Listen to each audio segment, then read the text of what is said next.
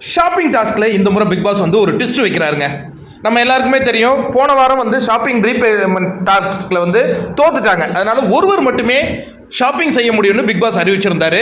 அந்த ஒரு நபரை தேர்ந்தெடுக்க வேண்டிய காலம் நெருங்கி விட்டது அப்படின்ன உடனே மாயா டக்குன்னு சொல்கிறாங்க விஜய், இல்லைனா தினேஷ் அப்படிங்கிறாங்க. பூர்ணிமாவும் கை தூக்கி இருக்கிறாங்க. அதற்கு பிறகு ரவீனா சொல்கிறாங்க, நான் சொன்னால் ஃபேவரட்டிசன் சொல்லிவிடுவீங்க, யார் மணியை சொல்ல போறியா அப்படிங்கிறாங்க. அப்புறம் டக்கு டக்குன்னு பேசி தினேஷ் வேண்டாம், பூர்ணிமா வேண்டாம், விஜய் போகட்டும், அவன் எல்லாத்தையும் அள்ளிட்டு வருவான் அப்படின்னு மாயா சொல்கிறாங்க. விஜய்க்கு பெருவாரியான வாக்குகள் விழுது. விஜய் வந்து இப்போ ஷாப்பிங் பண்ணுறதுக்கு ரெடி ஆகிட்டாருங்க. உடனே பிக் பாஸ் அர்ச்சனாவை உள்ளே கூப்பிட்றாரு. அர்ச்சனா கன்ஃபெஷன் ரூம் வாங்க, உங்ககிட்ட ஒரு முக்கியமான தகவலை பகிரணும் அப்படின்ன உடனே அவங்க வந்து சொல்கிறாங்க, இந்த முறை நம்ம சூப்பர் மார்க்கெட்டில் போய் பர்ச்சேஸ் பண்ணுற மாதிரி இப்போ இல்லை, நமக்கு தேவையான அத்தியாவசிய பொருட்கள் எல்லாம் கொடுத்துருவார் பிக் பாஸ்.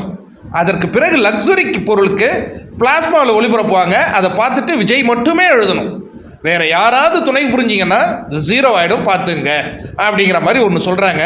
அதற்கு பிறகு ஸ்டோர் ரூமை திறந்தா குவியல் குவியலாக பொருட்களை வாரி வழங்கி இருக்கிறார் பிக் பாஸ். அதை பார்த்த உடனே ஹவுஸ்மேட்ஸ் எல்லாம் ஆனந்த களியாட்டம் ஆடுறாங்க. ஐயோ இவ்வளோ பொருட்களா, நாங்கள் பர்ச்சேஸ் பண்ணாலே இவ்வளோ வராதே அப்படி இப்படின்ட்டு சந்தோஷமாக இருக்காங்க.